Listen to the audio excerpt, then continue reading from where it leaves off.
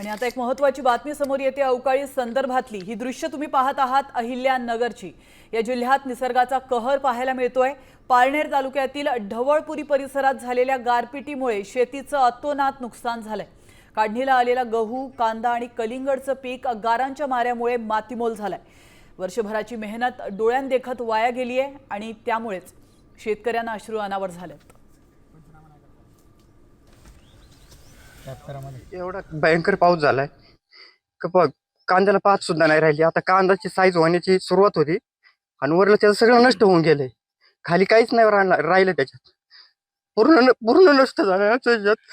गेल्या वर्षी उन्हाळ्यात मी 2-2.5 लाख रुपये कर्ज काढून विहीर खाल्ली नवीन।